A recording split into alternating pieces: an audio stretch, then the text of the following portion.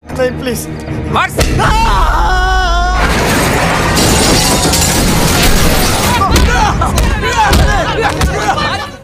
Hai semuanya, selamat datang dan selamat bergabung kembali di channel SR Zona.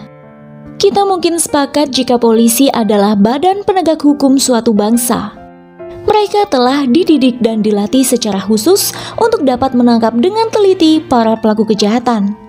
Namun lain halnya yang terjadi pada film berjudul Jail yang dibintangi oleh Neil Nitin Mukesh, garapan sutradara Madhur Bhandarkar dan dirilis pada tahun 2009. Film ini menceritakan tentang kisah salah tangkap Departemen Kepolisian terhadap target operasinya. Ketika mendapati dirinya di penjara atas tuduhan kejahatan yang tidak dilakukan, si target yang taat hukum segera mempelajari pertalian yang ada di antara para napi berbahaya selagi menunggu persidangan dalam pembuktian bahwa dirinya tak bersalah terhadap sistem hukum yang lesu dan korup. Bagaimanakah kisah selengkapnya? Oke, tanpa berlama-lama yuk langsung saja simak, ini dia rangkuman alur cerita filmnya.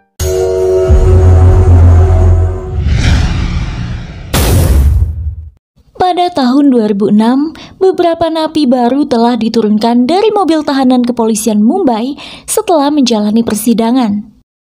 Sekian banyak raut muka yang tersirat dari para pelaku kejahatan, hanya satu orang yang memancarkan kesan kebingungan. Dialah Parag Manohar Dixit. Parag nyaris tak percaya dengan apa yang sedang dihadapinya. Para polisi memeriksa barisan napi itu satu persatu, memastikan bahwa mereka clean. Selanjutnya, mereka digiring menghadap inspektur dan wakilnya untuk ditanyai kesalahan apa yang telah mereka lakukan guna menentukan pada sel mana masing-masing akan ditempatkan. Tiba giliran Parag. Ia tak menjawab saat ditanya kesalahannya. Kemudian sang sub-inspektur memberitahu inspektur jika Parag ditangkap atas tuduhan kasus narkoba untuk pertama kalinya. Kemudian, polisi memanggil Nawab, seorang napi yang diperbantukan di office. Nawab diminta untuk membantu memeriksa para napi baru dan mengantar mereka menuju sel masing-masing. Itulah pertama kali Parag dan Nawab bertemu. Bagi Nawab yang sudah sering melihat para pelaku kejahatan keluar masuk bui, ia tak melihat tanda-tanda tersebut pada diri Parag. Nawab merasa Parag bukanlah penjahat dan pemuda itu tak sepantasnya berada di situ. Setiba di sel yang sudah penuh sesak dengan penghuni, Nawab menitipkan Parag dan dua napi baru lainnya kepada Abdul Ghani, salah satu penghuni sel itu juga. Usai Nawab dan polisi lain pergi, Ghani meminta Parag dan yang lainnya mencari tempat mereka sendiri. Parag mendapat tempat di antara desakan-desakan para napi. Tak lama kemudian, terjadilah cekcok antar napi yang membuat Parag makin ingin segera minggat dari tempat itu. Namun cekcok itu tak berlangsung lama sebab petugas segera datang menghentikan percekcokan. Saat semua sudah terlelap, hanya Parag seorang diri yang tak bisa memejamkan mata barang sebentar saja. Berada di penjara sudah seperti mimpi buruk baginya. Parag hanya banyak diam meskipun seseorang telah berusaha mencoba mengajaknya bicara.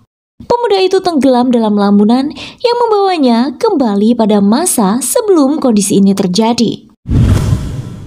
Parag Manohar Dixit adalah seorang karyawan perusahaan Max Finance di mana ia baru saja mendapat promosi jabatan sebagai Regional Manager. Parag memiliki seorang kekasih yang sangat mencintainya, yaitu Mansi Pandit yang bekerja sebagai pramugari. Parag menyewa sebuah apartemen bersama kawan baiknya yang telah dikenal selama 9 bulan.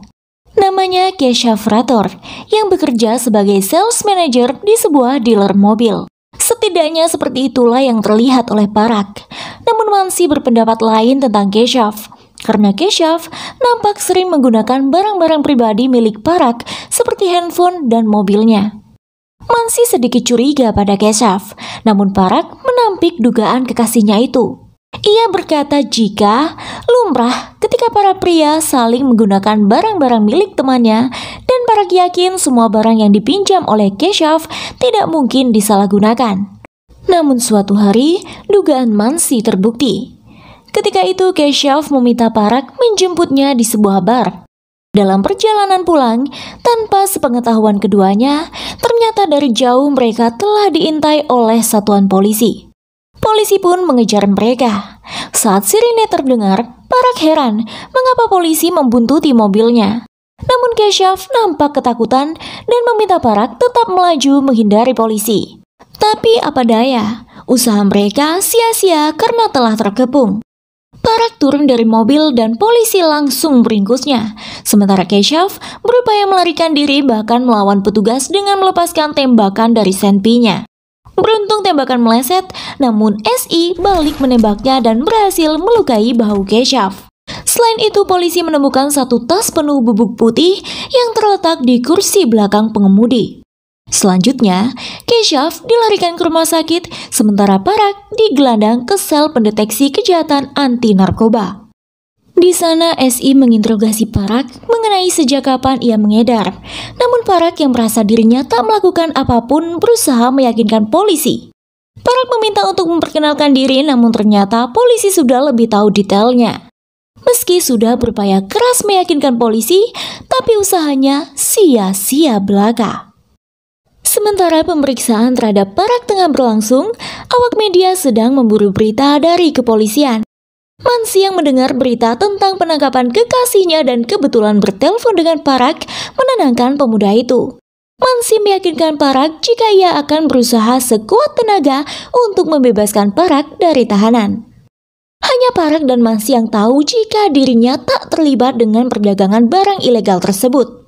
Keshavlah yang bertanggung jawab atas kemalangan yang menimpanya. Namun apa daya, kondisi Keshav kritis dan sedang dirawat di ruang ICU, tak dapat dimintai keterangan. Hari itu juga Alka, ibu Parag yang janda, dan Mansi mendatangi seorang pengacara untuk membantu menangani kasus Parag. Mereka memilih Haris Bhatia untuk mewakilinya pada sidang penjaminan kebebasan mendatang. Namun seperti yang telah kita ketahui, jika jasa menyewa pengacara bukanlah nominal yang murah. Meski begitu, Bhatia meyakinkan Mansi dan Alka jika ia mampu menangani kasus Parag sebab ia telah berpengalaman mengatasi kasus serupa. Sejak ditangkapnya Parag atas tuduhan bisnis ilegal, perusahaannya memecat Parag secara tidak hormat karena dianggap mencemarkan nama baik perusahaan. Sementara itu, investigasi mulai dilakukan dengan mendatangi apartemen Parag dan Keshav. Tapi hal itu tak dapat membuat kondisi Parag membaik, justru makin membuatnya setengah depresi. Pada suatu kesempatan hal itu ia sampaikan dengan ibunya dan Mansi ketika mereka datang membesuk Parag di penjara. Sang pengacara, Haris Bhatia juga ada di sana. Kepada Parag, Bhatia berkata untuk tetap tenang karena ia akan uruskan semuanya. Ia meyakinkan Parag bahwa dirinya akan membebaskan Parag dalam beberapa hari. Setidaknya secercah harapan telah nampak oleh Parag. Namun tiba pada hari persidangan, permohonan untuk penjaminan kebebasan Parag oleh Bhatia ditolak pengadilan.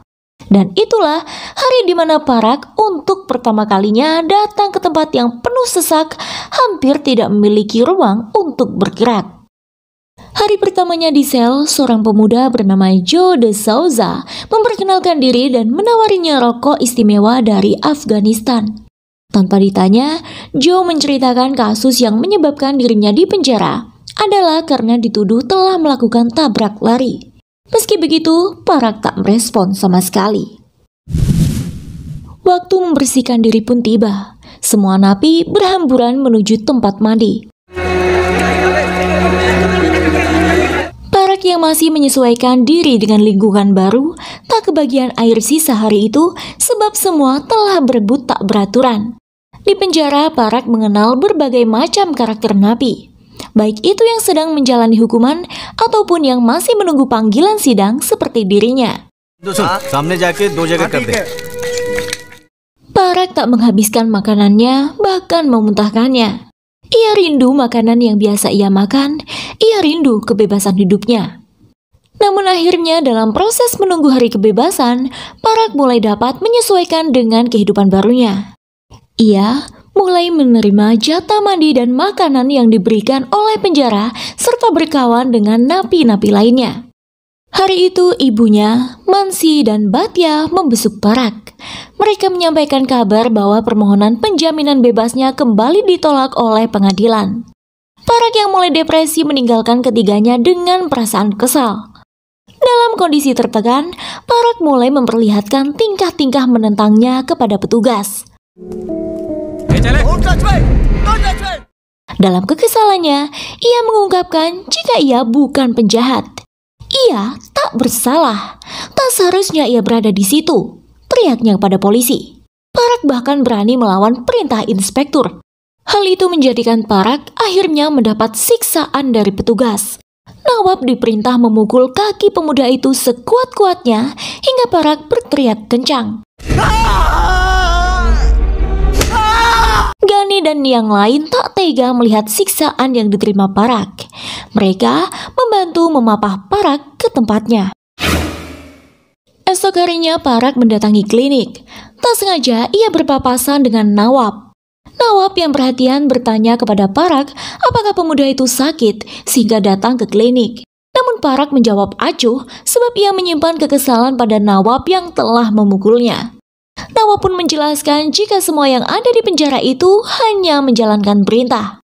Kemudian Nawab juga berpesan pada Parag supaya ia mencari teman setidaknya untuk mengurangi rasa tertekan. Kabir Malik adalah salah satu napi dan termasuk antek seorang don mafia yang juga napi di penjara itu mendatangi Parag. Kabir memperkenalkan diri dan berniat untuk berteman dengan Parag, namun seperti biasa, Parag hanya membisu. Tapi akhirnya, masukan dari kenalan-kenalannya selama di penjara membuat Parag mulai belajar menyesuaikan diri dengan situasi barunya. Siang itu, Sabina, istri Gani, membesuk sang suami. Kepada Gani, Sabina berkata jika setelah ini mungkin ia akan jarang datang sebab hendak bekerja untuk mencukupi kebutuhan mereka, termasuk si anak yang masih balita. Sebenarnya Gani melarang Sabina bekerja, namun ia tak punya pilihan lain sebab ia sendiri sekarang berada di balik jeruji besi.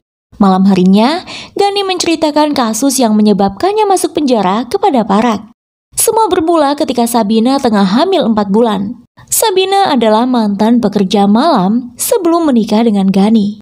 Saat itu, ketika makan malam bersama Gani, mantan pelanggan Sabina yang tak sengaja bertemu di resto itu memaksa Sabina melayaninya. Sontak hal itu membuat Gani naik pitam hingga ia kalap dan terjadilah tragedi berdarah di sana. Siang itu, Kabir mengajak Parag menemui sang don, Baba. Siapapun tahu jika Baba mendapat pelayanan eksklusif di penjara. Bahkan beredar desas-desus jika Baba masih menjalankan bisnis gelapnya dari balik jeruji besi. Sudah banyak napi yang telah ia keluarkan asal mau terikat perjanjian dan bekerja untuknya.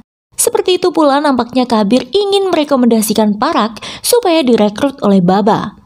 Namun setelah sedikit berbincang dengan Parag, Baba menolak pengajuan Kabir sebab Parag terlihat seperti orang baik-baik. Baba hanya butuh orang yang berani mengambil resiko seperti Kabir, ucap Baba pada Kabir saat Parag sudah pergi. Nawab yang tahu jika Parag menjadi target Kabir mengingatkan pemuda itu supaya menjauhi geng Baba jika tak ingin mendapat masalah. Parag kembali muncul di pengadilan setelah lembar dakwaan diajukan. Namun karena keseriusan pelanggaran yaitu di samping tertangkap basah membawa barang ilegal dalam mobil dan ada upaya penembakan yang dilakukan Kesyaf kepada petugas kepolisian, jaksa penuntut memberikan alasan untuk menolak penjaminan kebebasan Parag karena khawatir jika dibebaskan terdakwa akan merusak bukti dan mempengaruhi saksi. Pengadilan sepakat dengan alasan tersebut dan kembali menolak pengajuan penjaminan kebebasan dari Batya. Beberapa bulan telah berlalu. Sel makin penuh sesak dengan pendatang-pendatang baru. Menurut Gani, mereka adalah para gelandangan yang bingung, butuh tempat tinggal dan makanan. Daripada mereka hidup menggelandang, cukup melakukan sedikit kejahatan saja, penjara siap menampung mereka. Dengan tempat bernaung dan jatah makan yang pasti tentunya. Esok harinya sidang kasus Parag kembali digelar dan lagi-lagi penjaminan kebebasan ditolak oleh pengadilan. Hal itu membuat Parag depresi. Ia tak terima dengan putusan pengadilan. Seolah polisi tak benar-benar menyelidiki kasusnya sehingga semua bukti nampak memberatkannya. Di waktu yang sama, Parag mendengar kabar jika Joe mendapat jaminan kebebasan. Parag yang pernah melihat Joe melakukan transaksi diam-diam dengan salah satu anggota polisi pun mendadak muntap dan pecahlah kegaduhan di sana. Parag menyerang Joe sembari berteriak bahwa dirinya lah yang berhak bebas. Penjara menjadi kisruh hingga beberapa petugas polisi diturunkan untuk menangani Parag dan memisahkannya di bilik tersendiri sebab dikhawatirkan dapat membahayakan napi lainnya.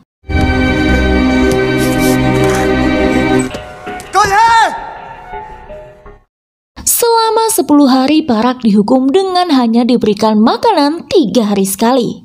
Nawab yang bersimpati padanya mencoba berunding dengan inspektur untuk membebaskan Parag. Dengan catatan bahwa Parag di bawah pantauan Nawab, permohonannya pun dikabulkan. Dengan begitu akhirnya Parag berteman dengan Nawab. Nawab menceritakan tentang pengalaman pribadi yang menyebabkannya mendekam di penjara hingga kini adalah sebab ia telah membunuh adiknya Bilal beserta Don yang membawa pengaruh buruk pada sang adik. Sebab itulah Nawab tak ingin hal serupa menimpa Parag karena ia sudah menganggap Parag sebagai adiknya. Tapi apa boleh buat, Parag terpengaruh oleh Kabir yang menawarkannya untuk mengatur surat sakit dari dokter klinik penjara supaya Parag dapat bertemu ibunya di rumah sakit swasta. Mengetahui Parag telah menerima kebaikan Kabir, Nawab kecewa dan marah pada Parag. Sementara itu, Sabina, istri Gani, dikabarkan telah meninggalkannya. Tak ada jalan lain, akhirnya Gani mendatangi Kabir untuk melobikannya pada Baba supaya ia dapat dibebaskan dengan jaminan. Ia pun setuju untuk menjadi antek dan melakukan apapun yang diperintahkan sang Don. Permohonan Gani pun dikabulkan. Gani telah dibekali senpi untuk membunuh seseorang. Namun hal pertama yang dilakukannya setelah keluar dari penjara adalah mencari istri dan anaknya yang akhirnya ia temukan telah menikah kembali dengan seorang polisi. Gani naik pitam. Ia merasa kecewa dan sakit hati karena dikhianati. Ia hendak membunuh polisi itu dan Sabina, namun ia tak tega saat melihat anaknya. Akhirnya, Gani pun memilih untuk mencabut nyawanya sendiri. 2 bulan kemudian, sidang kasus Parag kembali digelar. Sebelum itu, Kesyaf telah dinyatakan meninggal setelah koma sekian lama. Kematian Kesyaf makin menangguhkan dakwaan terhadap Parag. Namun bagaimanapun, pertanyaan yang diajukan oleh pengadilan, Parag tak pernah menyerah. Ia selalu berkata jujur bahwa ia tak bersalah meski itu terdengar sebuah kebohongan di mata hukum. Persidangan kasus Parag berlangsung alot hingga sidang ditunda. Sementara itu seorang napi bernama Galib melarikan diri dari penjara sebab ibunya sakit. Hal itu dilakukannya setelah ia menyuap seorang polisi. Galib berhasil menyelinap dalam truk sampah yang hari itu datang ke penjara dan pergi mengikuti tujuannya. 2 tahun kemudian, selama persidangan terakhir Parag, ia dinyatakan bersalah berdasarkan Undang-Undang Narkoba dan dijatuhi hukum penjara 10 tahun. Yang mana 2 tahun telah ia jalani. Sebab itu, ia masih memiliki 8 tahun lagi untuk menjalani hukuman di penjara. Parag yang sakit hati dengan putusan pengadilan makin menjadi pendiam. Kali itu bukan hanya harapannya yang hancur, namun juga dirinya. Beberapa kali Mansi dan ibunya membesuk, namun Parag enggan menemui. Merasa terbebani dengan sistem yang berlaku pada dirinya, Parag berpikir untuk bundir. Ia sangat depresi, hingga akhirnya sebuah pemikiran muncul dari benaknya. Parag mendatangi Kabir untuk meminta Baba membantunya keluar dari penjara. Parag tak berpikir 2 kali dengan syarat yang diajukan oleh Kabir. Parag setuju melakukan apapun sebagai imbalan termasuk melakukan pembunuhan. Permohonan Parag pun terkabulkan. Kala itu, agenda pemindahan napi secara rutin sedang terjadi. Dan Parag masuk dalam daftar yang hendak dipindahkan ke penjara Nasik, sedangkan Kabir ke Kolhapur. Namun dalam proses transfernya, seorang polisi korup yang telah disuap oleh Baba menempatkan Parak satu transportasi dengan Kabir. Nawab merasa curiga, tapi ia memilih diam. Selama perjalanan menuju penjara Kolhapur, Kabir dan gengnya menyebabkan kecelakaan yang telah direncanakan, lalu melarikan diri.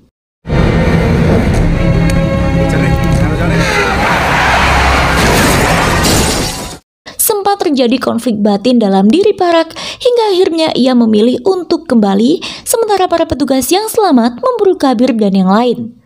Kabar tentang kecelakaan dan pelarian diri para napi dalam perjalanan menuju penjara Kolhapur terdengar juga ke telinga Nawab.